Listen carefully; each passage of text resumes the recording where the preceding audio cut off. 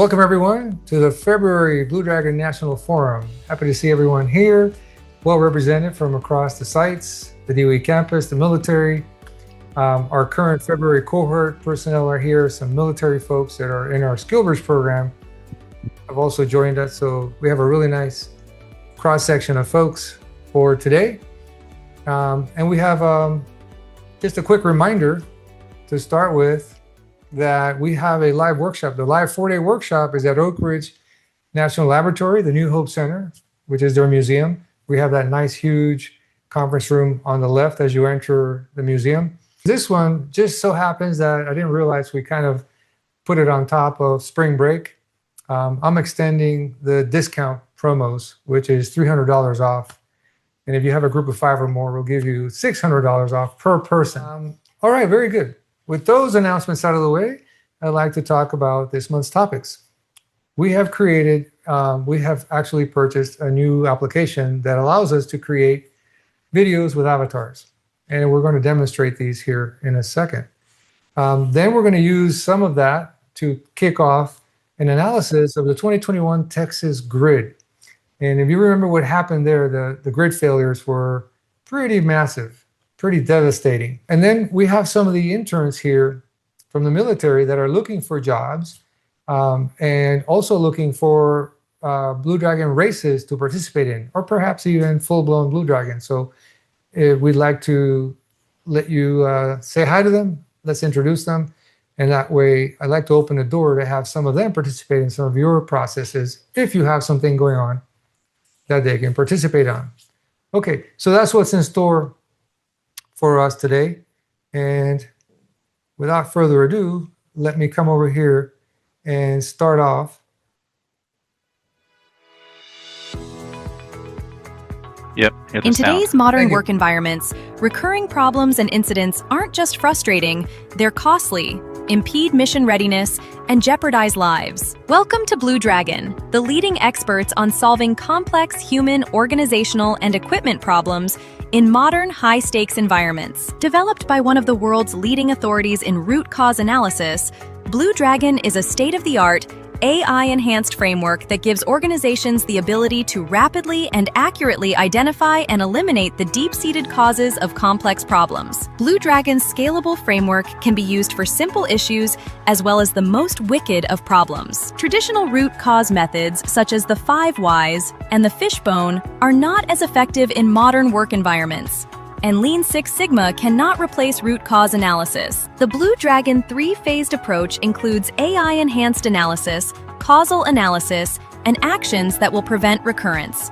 We also enhance your organization's cognitive skills. Blue Dragon has been proven in some of the most challenging operating and manufacturing environments, including nuclear plants, the U.S. National Laboratories, and the nuclear weapons complex, helping protect our nation's vital interests. For example, Blue Dragon has evaluated the effectiveness of leadership teams at nuclear power plants that were not meeting performance standards. In another example, a colonel in the Marine Corps used Blue Dragon to solve problems that were thought to be unsolvable, saving the Marine Corps $89 million just the first year and lifting command readiness above 90%. In this third example, Blue Dragon was used by a national science laboratory to determine the causes of outgoing emails that contained classified information on our nuclear weapons programs, which threatened our national security. Lastly, the Westinghouse Electric Company, which builds nuclear reactors, selected Blue Dragon as their global standard for solving their most challenging problems. Whether you're battling repeat accidents and incidents, schedule slips, organizational breakdowns, or cultural headwinds, Blue Dragon helps you move from constant firefighting to permanent solutions. Discover how Blue Dragon training and consulting can unlock the keys to transforming the way your teams solve problems to build stronger safety and continuous improvement cultures. Begin your Blue Dragon journey today.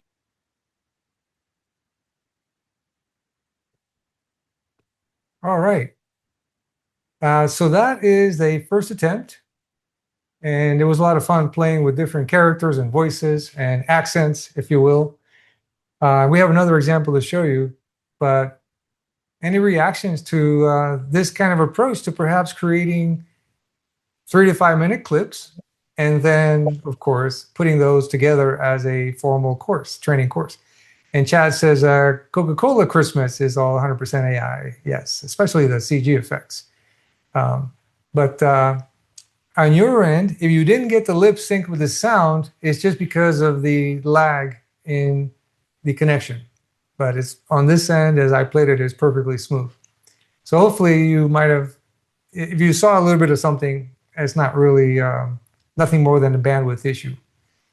All That's right. what I was going to say, is that it was out of sync, but there was no movement either. She's not moving or any hand gestures. I think that would help if when she says for the nuke, then you have like a hand gesture to show, and it make it more realistic. Yeah. In fact, we're burning one exactly like that right now. Isn't it frustrating that, despite our best efforts, spending countless resources on investigating problems and a lot of money on corrective actions, only to have the same problems continue to resurface? Introducing BlueDragon, our state-of-the-art AI-enhanced framework for solving tame, complex, and even wicked problems.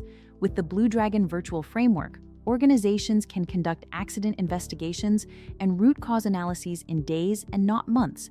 But while AI and automation promise unprecedented efficiency, research reveals alarming workforce gaps in critical thinking, systems thinking, and complex problem solving. And that is what makes BlueDragon different. We practice the responsible use of AI. We trust AI for analyzing data, but we temper its use with critical thinking, systems thinking, and human interactions. BlueDragon is trusted in the most complex, high-stakes environments, such as nuclear plants and nuclear weapons manufacturers. To summarize, BlueDragon harnesses AI and human ingenuity to solve the unsolvable, and we would love to demonstrate our capabilities to your organization. For more information, reach out to us at infobluedragon1.com. Have a great rest of your day. I do have another one to show you, though. And this one is interesting, and we'll show you why in a second. All right. So in this case, we took a photograph of Commander Blankenship, who is going to give the next segment. This is a good segue into what he'll be presenting. We're going to be talking about the 2021 Texas grid power failure, massive failure, as you know. And we've put together, actually Chad has put together a virtual whiteboard with everything that he researched. And everything has been done with the help of AI, because we didn't have a chance to talk to anyone. So we scraped information from the web, pieced it together, and Chad's going to explain how we arrived at what went on the board. So I'll let him do that. In the meantime, we created a 1-minute introduction with a version of Chad. Hey, good morning, everyone. Thanks for joining the forum today. I'm Chad Blankenship, BD2 practitioner, and today I'm going to walk you through our AI-assisted capstone investigation of the 2021 Texas power grid failure during Winter Storm Uri. You're all BlueDragon trained, so I'm not going to spend much time on the process basics. What I want to focus on is something a little different. How we used AI not just as a research tool, but as an actual Phase 2 investigative partner, and how we built a prompt disciplined enough to run the Y staircase in Phase 2, and how we enforced a 95% confidence threshold to make sure we ended up on this chart as is actually defensible. The chart you're going to look at today is the full investigation from Phase 1 to Phase 2. We did not get into the Phase 3 because we don't have the other people to go through, and we weren't trying to really prove corrective actions. We're more trying to see what we could come up with in regards to Phase 1 and 2. Okay. What do you guys think about that?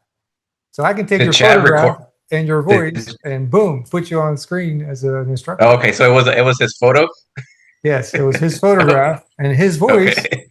But the voice was altered to be more podcast quality, a higher quality, although it was his voice. So quite interesting what we can do. All this in just the last 48 hours. So we are now breaking new ground. And what I did yesterday was upgrade to the $100 a month version, which has gestures. So you have people, and I saw a preview of the one that we're burning, and it's pretty amazing, right? So we're also creating, I want to show you the last piece before we go to Chad. We're also creating video shorts. And you know that shorts have become wildly popular on YouTube. 30-second clips, 15-second clips, and people just scroll from one short to the next. So we're creating 50 shorts, all BlueDragon related, obviously, with little clips of our content. And what I'd like to share with you is actually, let me get rid of the PowerPoint there and go back. A couple of things. Number one, we added the welcome video to the homepage. So when you see our homepage, you're going to see it a little bit different, and I'll show what that looks like. Also, the training channel. So we've upgraded our training channel. There's going to be so much more. I'd like to share with you that training channel. And if you haven't signed up or subscribed to that BlueDragon training channel, I'd like you to do that as well. So here is the new homepage. So all we did was we sandwiched in the new developed by one of the world's leading authorities. So you can watch the thing here. You can click on the little YouTube link and watch it in full screen on YouTube if you like. All right, so we have that. That's an enhancement. And now on the training channel, we've updated our training channel to actually put the welcome video there, put our most popular videos up top. There will be more testimonials coming in here. And we will have on this, where it says shorts, we're going to be putting a whole lot of shorts. And that is all meant to hopefully attract some attention, get folks more engaged in the videos that we have for you. We have a lot of other content here, webinars. They're put together by playlist, right? So we have some slightly longer videos, some full-blown hour-long webinars. And this one, for example, I just put this one out this past week. This is the ASSP webinar, American Society of Safety Professionals, that I delivered on the 19th, so 6 days ago. All right. Anyway, so lots of interesting content, and we're just going to go wild now, putting out much more training content, continuing education, short videos, with the ability to take me out of the equation. I don't have to stand up, record myself, make all the mistakes, and then go to post-production and spend hours editing. No more of that. We simply give it a script, pop it in, put a photograph of an instructor or use their avatar, and we're off to the races. So we're really excited to, again, level up BlueDragon to yet another plateau. All right, thoughts or comments before I turn over to Chad to make about a 10-15 minute presentation on the 2021 Texas grid disaster. All right, now I'll leave you with this. If you have any training requests that you'd like me to cut some kind of a short training program, micro courses, I now am not going to balk at that. We're much more capable now of putting out short courses with by just creating the script, the narratives, and everything else can be done through AI. So again, I've said it many times in the past, AI is here to stay. You have to learn to use AI very carefully, right? So we want to be really good about the responsible use of AI. I think that's the key that everyone's talking about. We have to use AI responsibly. So you know what that means. It has a lot of connotation there. And also, until regulations come along, we got to be really careful with stealing people's images and voices, or you might get sued, right? Also, you know that we don't really typically use AI for phase 2. Can anyone tell me, this is a pop quiz, can anyone tell me why I insist that AI is great for data analysis on phase 1, but we really don't want to use AI for phase 2? Why do I say that? Who wants to be brave and you have to be able to read the body language of those you interview and like the questions you're bringing up. Absolutely. Thank you, Jason. AI is really not equipped at this point with a camera and the ability to listen to 12 conversations at the same time, read body language, and be able to pull out what it is that needs to go on the board and then immediately conjure up the next follow-up Socratic question. So it would be very difficult at this point for AI to do that. However, when we have nothing and no humans to talk to, Chad is going to show you how we developed a prompt with a 95% confidence factor that these are the answers that we might get if we were to have humans in place. Here's the last piece I'll tell you. And I use a football analogy or a franchise analogy, either way. So you have 18 football teams. They all have the exact same system in place. They all have playbooks and coaches and practice facilities. You know the drill. Now, why is this team in first place and that team in last place? They use the exact same elements to make up their system. The humans in the system are totally different. So to solve a problem at a certain location, you have to talk to the humans at that location. It's going to be different than talking to the humans at the next nuclear plant next door or the next DOE site next door. Could have totally different outcomes. And so when you go to AI to do phase 2, it's going to give you cloud-based answers. If you're asking it, so why is this? You're going to get the best answer from the cloud. It's not the answer for the humans in the system that you're evaluating. So this is why you should not use AI to give you the phase 2 answers. And that's where the fallacy of some of the folks out there that are trying to simply put together what happened, what should have happened, and now give me the root causes. It doesn't work. You have to talk to the humans. Very good. Without further ado, for the last couple of days in his military career, Lieutenant Commander Chad Blankenship, soon to be just Chad on Monday, is going to present something that he put together here. Chad, would you like to share your screen and launch off? And by the way, if you throw your questions on the chat, I'll be watching out and I'll interject if we have any really good questions that we'd like to talk about right away. All right, over to you, Chad. All right. Rob kind of introduced me with my digital AI, so I'm still going to introduce myself. So Chad Blankenship, 27-year Navy nuclear veteran. I have had the privilege of working alongside Rob for the last 4 months and intend on working for him at least for the next year, just trying to continue to grow my skill set as a root cause analyst and practitioner. We're getting ready to go over, like he said, the 2021 Texas grid failure from Storm Uri that took out 4.6 million clients and led to over 300 deaths. I'll go through the typical, take you through the chart just so you can see it. But ultimately, if you have any questions, please, like you said, throw them in the chat and I will get to them to the best of my ability. So without further ado, I'll go ahead and zoom in on what you're familiar with, which is our Lucid whiteboard, which we love it because it's completely versatile. So here's the problem statement. On February 15th, 52 gigawatts or 40% of Texas's power went offline. Natural gas production collapsed by 85%. And power outages affected 4.5 million for days. The critical infrastructure also caused water systems to fail. Therefore, they froze up and ruptured. Hospitals lost power and had to go to their backup generators, which didn't have sufficient fuel. And they lost communications like 911 and other communications because all of that runs usually now on voice over internet protocol and ultimately left them in the dark.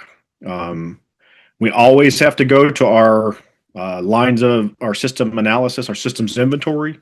The interesting thing with this, again, remember all of our information is coming from open source on the internet. Here were our 15 that we came up with: electric grid operations, power transmission, electrical distribution.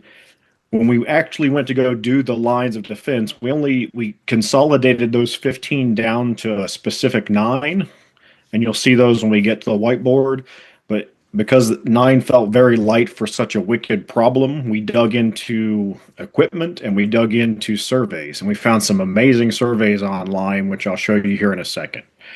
Affected personnel, again, using AI, we said if we did need to do a root cause investigation, who do you recommend we, at a minimum, have at our in our interviews? And it kind of gave these as the key leaders, and those we basically contact those people to get their people in the room. So we would get our 4 to 12 SMEs in the room from working with these 17 individuals. Okay, from there, again, as always, we always try to look at equipment, tools, parts, materials. I did mention to you there were surveys. There were 10 of them total that we looked through.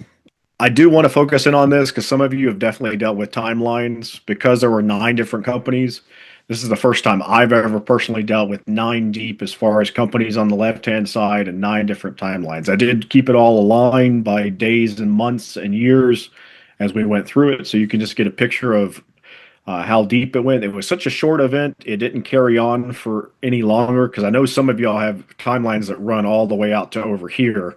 But overall, good data. So we got all that. We get our lines of defense. We talked about there were 9. We had questions from the equipment. There were about 10, and then there was questions from the surveys. There were about 30. So we get down to what we care about, which is the phase 2. So in the phase 2, typically we would pull the SMEs in and we would ask the pointed questions. But because that's not a possibility here, because it would require a lot of coordination and they would actually want to cooperate with us, I generated the following prompt. So give me 2 seconds to pull that prompt up. So here is it should be sharing now. Here is the prompt. Now we got it. And by the way, I'd like you to pay attention to the level of details that we have to put into our prompts to really get the results we need with a high degree of confidence. And Chad will go through it, but focus on how we asked AI to say, hey, don't give us answers unless you have a 95% confidence level that this is what the answer would be. So that's what Rob's talking about here is we needed a probability standard 95 or above. If it's less than 90, it's going to pull it out and it's going to offer it to me still. But I'm usually going to put that in kind of like a parking lot for something. And I'll show it to you later. I have it on my chart just to show you. Some things that it talks about, never assign blame. Like you have to go deep into detail on how you ask the questions and how it answers the questions. We also put like restrictions on how long the answer is because I didn't want a computer generated answer that's like this encyclopedia of information that it gives you. I did that in my first attempt. But to give you the example, like I said, it's about 6 pages of prompt material just to get us to the point where, and it was about 9 iterations to generate this prompt. Like I said, I'm not trying to say that it is the be all end all of prompts, but it definitely did take a few days to tailor it into what we needed for this probability scenario and results to give us a good overall understanding of good answers that would basically go down the Y staircase. So I'm going to stop sharing this. If you just give me 1 second, and then I do want to pause here to have this discussion. Because there is. Are you going to be able to share this prompt? Well, no, we don't think we're going to share this prompt. This is now proprietary information for BlueDragon and how we do business. So that's a touchy subject, right? This is a lot of hours and hours and hours of work, and actually months of training our own AI agent. So I'd like to have this quick discussion. So we're not going to use it for real scenarios. Now, first application, training scenarios. We want to build a training scenario based on some sort of a real incident, but we want to turn it into a training scenario. So we have information that helps us with timelines and the human-machine interface, maybe surveys. And then we can create the answer key for phase 2 with some good answers. Right? Limited to 1 answer per line of inquiry question and Socratic follow-up question, because sometimes you can blow it out and it goes too big. So we can create training scenarios a lot faster. Point in case. We have security clients and they would like to put on a security workshop. We can customize our scenarios for security scenarios. Same thing with the Air Force. Same thing with other departments of war, right? Navy-centric, Air Force-centric. So this is going to allow us to pivot very quickly to new clients and support new clients with their training needs with very specific customized training scenarios. Now we have the power to do that very efficiently. Within a couple of days, we could be ready to rock and roll, and we plug in the new scenario into the existing lesson, the LMS, and we're ready to rock and roll. So that's one. The one that's more exciting to me, and folks like the former chairman of the Defense Board who's with us, Tom Summers, is here. He will also be helping out with BlueDragon. We're interested in putting some attention, putting some focus on some gray rhino events that are very probable and we don't think we're ready for. So gray rhino events, they're not black swan events. Black swans, totally unpredictable, can't prepare. Gray rhino events, if you saw my blog on that, totally predictable. We know they're probably going to happen sometime in our lifetime. We should be prepared, like losing the power grid in Texas They had fair warning years before, didn't pay attention, didn't put the corrective actions in place, and here they are losing, I forgot, 64 gigawatts. That's something crazy. So we want to prepare scenarios based on real potential gray rhino events and show how it would come down to root causes that are probably for real there right now, right? And so it's a way to sort of draw attention to some potential issues and motivate the industry to help protect our nation's critical infrastructure, which is probably going to come under attack within the next decade. Just guessing. But these are gray rhino events. So we have a way to actually simulate what might happen and what the root causes might be, which would lend us to, hey, we need to shore up the defenses to prevent these kind of events. Okay, so that's all I wanted to say at this point. Chad, why don't you finish up and kind of show them what the phase 2 looks like at the bottom? What kind of things AI brought up as the root causes? Gotcha. Before we move on, Josh had an amazing question. This all came from open source. Yes. All the information was using deep research, ChatGPT. Yes. How was the information validated? That's the one I wanted to park on for a second. So we learned through the process that AI can give you false data and false sources. So all information that we get, we ensure that we tell it has to source document everything that we get. And then we'll use a different AI than the one that generated it. For my example, I used Claude, the $20 a month version, to go back and validate all of the information Rob gave me. I basically said validate the sources to the information provided to ensure that you're basically double validating the information, because as Robin, a few of us talked, AI can hallucinate, and it can unfortunately pull on information that people just randomly put on the internet that may not be actually factual or validated in some form or fashion. So that was just a good question by him, and it's definitely something that we try to avoid. I have another answer. I have a simpler answer. I don't care, because it's only a training scenario.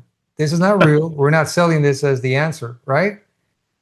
We're just saying, hey, we made this up, and we pulled some cool, sexy information off the web. We used it. We applied AI. We have a BlueDragon here that is for training purposes only. This is not meant to be the go to court, back it up in court, reality factual base, right? So that is the difference. We're not going to use a fake AI phase 2 as the real deal. So back to we would never do that. We have to go talk to the humans in the system. And we don't have access to 9 companies worth of humans that were all players. By the way, if you saw the timelines for the 9 timelines, each one had its own red box. Each one had its own incident. Each one had its own sort of accident scenario. So there you have it. So that's the better answer. We don't care that it's not factual, because we're using it as a training exercise. All right, Brad, back to you. I mean, Chad. All right. Chad. You're good. So back to my screen again. You saw the full AI.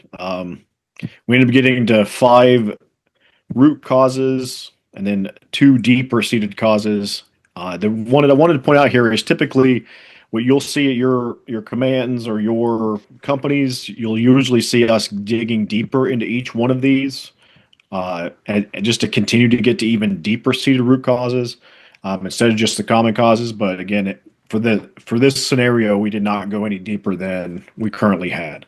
What I wanted to show you real quick, I told you that every single answer here was all 95% probability. So I definitely wanted to show you I believe there were 6 or 7 questions that I could not get AI to acknowledge that it was going to be greater than 95% probability. So if we were doing this as a selling point for a company, and it said, hey, we'd love to dig in deeper with this if you'd like to fund it, we would need to go into these other deeper questions. So 1, 2, 3, 4, 5, 6, 7, 8. So this is where we did not have that greater than 95% probability. In my original paperwork, I have exactly the probability it assumes, but it's just good information to have that's out there. So as Rob was saying, we did ask some pretty hard and deep questions. As always, we line up the information. We had power outages for 4.5 million for days. Based off of that, we ask the standard simple question: why were millions of consumers not alerted prior to the storm to conserve energy? And as you can just go down the pipeline, ERCOT issued a limited public conservation measures in the days before the crisis, but not initiated mandatory demand reduction. Why did they not do that? Because there was no pre-event mandatory demand reduction triggered. Conservation appeals were discretionary and relied on voluntary public. Why did they do that? Emergency communication protocols were designed for shorter, less severe events, and this just happened to be not a once in a lifetime, but like a once in a decade storm, and the severity of the event exceeded what planners believed was credible. So that was just one of the lines. There were definitely deep or common causes. One of those just happens to be this one. We'll just jump on one of them. Not to bore you, 31.4% of all the outages were fuel supply issues, of which 87% were natural gas. That was a definite statement. If you see, we incorporated almost 5 different questions here all into one. Why were the natural gas infrastructures not adequately winterized or protected against extreme cold weather? Wellheads froze and gas producing plants equipment became inoperable and 85% offline. That's just a fact. Texas gas equipment were not equipped with freeze protection because it was an option, not a requirement. The Railroad Commission, which runs that, had zero weatherization requirements or preparedness even after the storms in 89 and 2011. And then they talked about the 89 and 2011 storms and said that nothing was required. Booming natural gas development focused on energy efficiencies, not cold tolerance. The Railroad Commission's historical mandate centered on promoting oil and gas development, ensuring reliability of the electric grid. It did not focus on the reliability for electricity. And then finally, Texas statute established a jurisdictional separation between 2 different organizations, the electric and the gas. So they were in silos. So again, not to bore you, that was just, you can see all the different color codes, as Rob always points out. That's why we love the digital whiteboards, because you can easily show all the common causes. But again, all AI, all training based. But I think it'll lead to a new adventure and more fun scenarios for the trainings as we go into the future. Scenarios that might be more readily apparent in the media. So again, I appreciate your time. If you have any additional questions, again, I'll stop sharing my screen here if I can find the button. But I appreciate your time, and like I said, I'm just excited to get more people on the bandwagon with BlueDragon and solving the world's issues and problems. Very good, Chad. Thanks a lot. Problem. And while you're coming up with your questions, I want to also put out that we actually broke AI, and I want to explain. We were trying to do phase 1, not phase 2, just phase 1 for the East Palestine, Pennsylvania train derailment and chemical spill and emergency response to that. All right, so think about it as 3 parts: train derailment, the mechanical issues, the chemical spill and what it caused, and also the emergency response by the federal agencies, local, state, etc. And we broke AI. I have a $200 ChatGPT version. I gave it my 5.5-page prompt, as we typically do, to generate phase 1. Give me all of the defenses and generate my lines of inquiry based on the evidence of what actually happened, which I want you to put in timelines for me. And we've been successful doing that now. In this case, though, 24 hours later, ChatGPT had not answered me. So I asked it, hey, what's taking you so long? And it replied back, this is very complex. There's so many regulations and so many things to consider. We're trying to process it all. We need 6 to 8 more hours. I said, okay. I came back the next day and I asked ChatGPT, hey, you're still not done. What's going on? And it answered me back, we're still working on it. And I came back the 3rd day and asked it again. Well, finally, I didn't ask. I just said, okay, it seems to be taking you very long. This seems to be too complex. Why don't we split it into 3 parts? So why don't you just do part 1, the train derailment, the mechanical issues with the train and what happened there, and all of the regulations and SOPs and PMs and CMs and all that you can find. So it was able to do that. So interestingly enough, you can break AI and you can ask her for it to do something so wicked, so wickedly complex, so multi-systemic with so many moving parts that it has way too many um, variations to consider, and it's going to try to consider everything you ask it to do. So that's something I wanted to put out. And that's the first time we've encountered that AI after 3 days couldn't answer a prompt. So I take a lot of pride in being the first one to say that I broke ChatGPT $200 an hour version with what we're doing here. All right. I saw that Jose said, looks like code in the prompting. Are we supposed to do that when writing the prompt, or does AI do that on its own? You actually can train AI to help you write the prompt to give you what you want. So you have a dialogue with AI. What do I need to ask you so you can give me the following, right? And write it for me, and use Python coding if you want. So you can tell it to apply Python code to the prompts, and it'll go ahead and do that for you.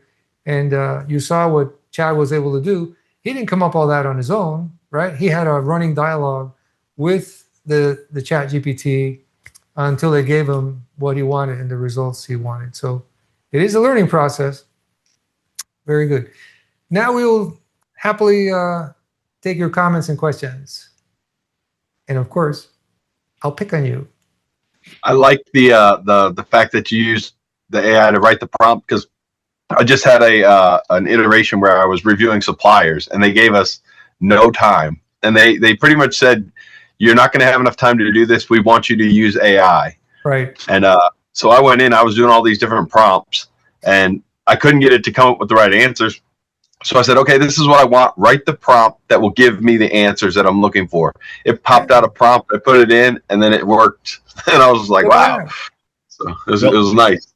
The only other thing I tell you, Jason, having done this a lot over the last 3 months, is do exactly what you did, but also ask it if you need additional information from me, ask me questions so that I can best get the right product. And usually AI will ask you, well, unfortunately, one of them, it asked me, oh my gosh, like 3 pages of questions, but that's when I was trying to create a 60-page document for Rob. Yeah. But usually it'll ask anywhere from 1 to 5 questions just to tailor in and better get you exactly what you're wanting. So it is a wonderful tool as long as you know its limitations. Right. And as long as you use it responsibly as well, as we keep talking about. I want to sort of pivot, because last time I promised you we'd talk to SkillBridge folks, and we didn't. So we have a program where we allow the military folks who are transitioning to the civilian workforce to come work on an internship basis for some company. We are one of those companies. We have Chad about to graduate from SkillBridge, and 3 more here with us. And I'd like them to introduce themselves, 10 seconds, 15 seconds, who you are, what branch of the military. And our goal here is for you to understand that we have these interns working for BlueDragon, although paid by the military, for a 90-day training exercise. The first month is the BD2. The second month, which none of you get, is the postgraduate work, where you have 4 weeks, 5 days a week, daily homework assignments at the postgraduate level work, where you have to use AI, or you will never be done in 8 hours. So you have to use AI, multiple different types of AI, right? Excel with Copilot, ChatGPT, Anthropic, Claude. So I'm giving them a crash course on how to use AI properly, responsibly, and the various applications that we have within BlueDragon. That's the postgraduate BD3 level work that none of you have been exposed to, but the SkillBridge folks get that as part of their internship. Just wanted to throw that out.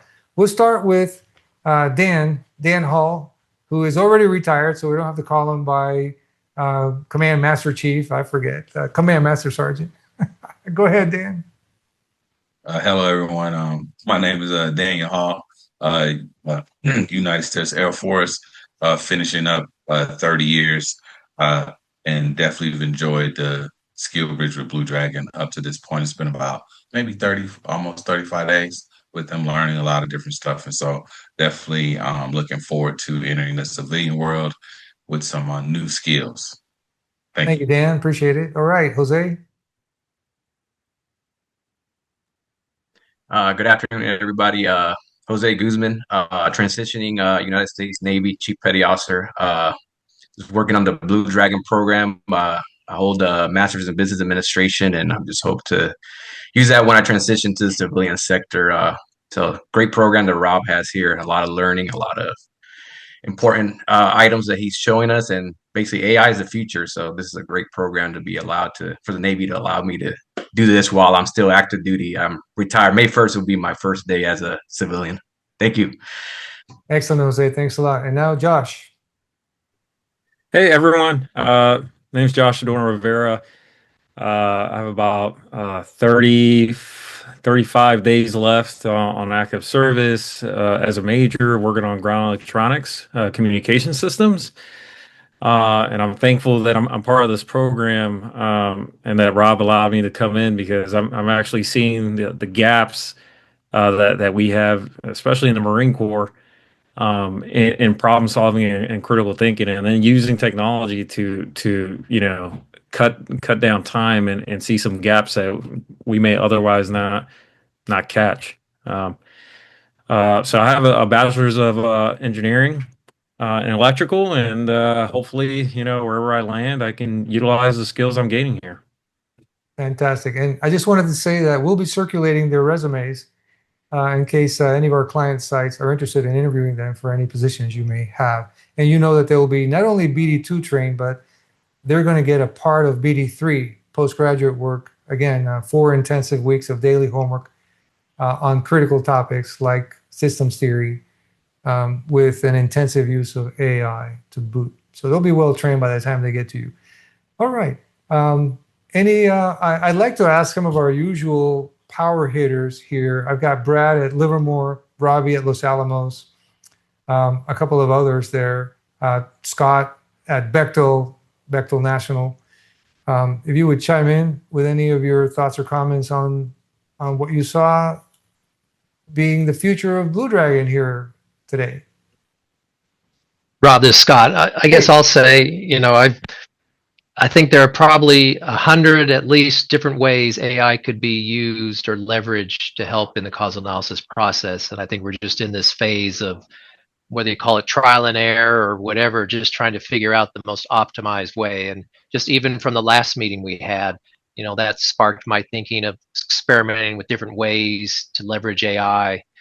And I think the key is whoever can figure out a very systematic approach to applying, like you're attempting to do, to each of the phases of a causal analysis, rather than, I feel some people kind of shotgun it with AI, as opposed to developing, okay, here may be a series of agents or prompts as you work your way through. I think that's really the ultimate goal. And I think that would help drive consistently. But no, every day I think there's more and more opportunity to leverage AI and really make these things super efficient and eliminate that concern of, well, these just take too long. That's why I don't want to do it. Well put. Thank you, Scott. Appreciate your input there. Heading in the right direction. I think it's very encouraging. Absolutely. We also have someone on hold, a programmer who can build a graphic user interface where you have a screen with inputs, you load your data set, and you push a button, and it's been pre-programmed with our AI agent to give you phase 1. You give me your requirements, you give me your data as to what happened, and it'll do the rest, and it'll crank out in a format that you can easily put into a BlueDragon chart what you need for phase 1. Then, of course, you should be going to the humans for phase 2 and phase 3. But at least you can cut down. And I've done phase 1 now in a matter of a couple of hours, where it's a typical 2-week job. The big jobs take about 2 weeks. But if I had your company's complete set of procedures and you gave me all the timelines and all the evidence I needed, we could do phase 1 in 2 hours, 2 to 3 hours, depending on how long it takes AI to crank through this stuff, right? That would be amazing. And with a high degree of confidence that it's not hallucinating, because it's actually using your documents, not making stuff up. Yeah, I think, out of the total time spent on an investigation, I more often than not spend at least 50%, could be sometimes up to 70% just on phase 1. Yes, once you get that groundwork settled, the rest of it's much easier. So yeah, that's a big savings. I agree. Phase 2 goes fast. We've done 130 people in 4 days on phase 2, and we're done. Because when we're done, For phase 2, we're actually finished. We just got to do the corrective action part. Right. Let's go to Robbie Harris at Los Alamos. Robbie, why don't you chime in? Yeah, no, I really liked today's discussion and the information that you provided. I'm looking forward to the training. So when you're talking about the micro sessions, Courses. Yeah. Courses, were those going to go broadly across the internet, or was it now going to be only to the BlueDragon trained individuals? How are you planning on doing that? I plan on giving away a couple of freebies, sort of as a stair-step approach. Here's a quick 15-minute, and then upsell you to a cheap, 30-minute, 60-minute, let's say $39 version. And then I want to put what Brendan Burchard calls your journey, right? Put you on a journey of get you to think about critical thinking, systems thinking. And once you see and you latch on and you see, oh, I really need this, you eventually work your way up to the BD1 and BD2 courses. And I have I've been telling people this vision. I have a vision of creating a 5-day huge course, 200 people at one time, where we really go to town, make it a huge function. And that's something that Brendan Burchard was actually able to do successfully. And I kind of have that idea. So we're figuring out how to get there, but we're developing. And now that we've got an AI tool that helps me crank out avatar instructors, I'm going to go to town now. Right. So I want to go back to phase 1, which you're just talking about, as far as you've already developed the prompts and just everything, to where if we were to give you everything, say if we're conducting a causal, so are you going to be the gatekeeper to that because you want to protect the prompts? And then we say, okay, Rob, here you go, generate it. It's Great question. It's a great question. So I was my initial intent, because we're still thinking through this, is to wrap that as part of a bundle, an enterprise bundle. So if you like our intellectual property on how to do this, and I'm working with another person to hand you my agent, here's a little black box with a BlueDragon train agent, upload it to your AI. So you're not buying some third party on the cloud kind of thing. You can input it into your existing ChatGPT. It'll just be like a little model black box. That's what my friend is creating. And we hand it to you, but it's got to be purchased through an enterprise level agreement where you're going to train X many people per year for this set firm fixed price for a 2-year agreement. That's what I'm planning on doing. So I'm not just going to give away all these powerful things that have taken years to develop conceptually and months of hard work to develop with AI platforms, and just say, oh, here you go. Go ahead. You never need me anymore because now you have all this wonderful stuff. So yes, I plan on keep controlling of it. Okay, great. That's the idea. Good work. Excited. Yeah, thanks a lot. Thanks a lot. How about you, Brad? I know Livermore is doing some good work in this area. Yeah, the whole AI thing out there, it's delivering probability out there. So when it's giving you answers, here's what's probable, and for the training stuff, getting all that out to 90% plus probability, 95%, that's great. What's scary to me is the use of AI out there to do the causals for people with less than that, and it looks pretty. Oh yeah, it's totally product, right? Or they never spoke to a single human. And exactly, it's not. It might be probable, but it's not what that site, that plant, that group did. And without speaking to people, I just don't see how various organizations can be pitching, use this tool to generate a root cause analysis report based off of here's the initial description. Well, thanks, Brad. I'm actually heartened that you took my training to heart, because that's exactly what I preach, right? This is not the proper use of AI. It is past the hour, so I want to thank everyone for being here. And this will be available on a recording. You might want to share this recording once we send you the email that it is available. I think we had a really good session today. We're going to stick around and keep talking, but I do want to be mindful of folks that have to leave right at 4. So with that, thank you very much for being here. We'll see you next month at the same last Wednesday of the month, 3 p.m. Eastern. And with that, I see that I still have some key folks in the room. And let me see. I was hoping, yes. I'd like to ask Tom Summers to comment. Tom, if you would. Tom is someone who's extremely interested in, first of all, protecting our nation's critical infrastructure, but also the proper use of AI, right? The responsible use of AI, especially because we have so many things that are telling us otherwise, and the need for regulations. And Tom is coming from the Nuclear Defense Board at the DOE. Tom? Well, thanks, Rob, and thanks for the presentation. This is my first opportunity to participate, and man, what a great job that you and the rest of the team did. Just goes to show the power of innovation and continued application of technology from a systems and integrated approach.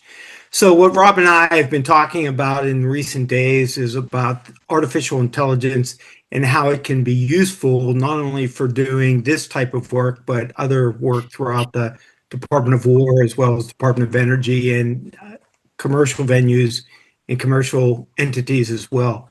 So what we have talked about preliminarily is about the importance of data, which we have talked in this session about the integrity of the data and making sure that data continues to be relevant and accurate and secure. The second thing, and Rob is, I think, very emphatically and correctly mentioned that the importance of responsible use of AI, because it can certainly easily be used for nefarious reasons as well. And then the third thing is the use cases that are possible. I know that the Department of Energy, which I had some safety oversight responsibilities until recently, as well as Department of War, is also very interested in making sure that safety, security, cybersecurity, infrastructure, all those things are appropriately safe and safeguarded as well as secure. And so the use cases that go along with that can basically go across across the spectrum. And Rob has pointed out so succinctly and has shown examples today about how it can be used and applied to conducting root cause analysis and everything that goes into it.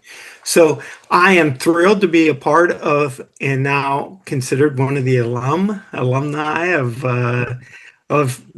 the approach, and I look forward to working with some of you, if not all of you, in future years to come. So thanks a lot, Rob. Thanks for giving me an opportunity to say some comments. Thank you, Tom. And Tom does graduate tomorrow with the February cohort as well, and then going on to the postgraduate work in March. Tom's not looking for a job, by the way. Tom's working with us. So don't go getting Tom a job or don't go getting any ideas there. Very good. Any other comments or questions? Thank you, Robbie. Thank you all, Scott, for being with us. I know you got to jump off. I'm going to be here until we have no more questions. Anyone else? The only thing I had mentioned to Brad is, like, in my head, I can envision phase 2 being assisted by AI. Once AI gets to the point where it has video cameras, it can see video, it can read body language, it can read changes in voice, character. And I'm not saying we would use it by itself. It would still be used in conjunction with humans, but that's where I see it going in the next 7 to 10 years. And it may go faster, it may go longer, but here's what's scary. You want to know what's scary? When AI turns on a red light and says, that person is lying.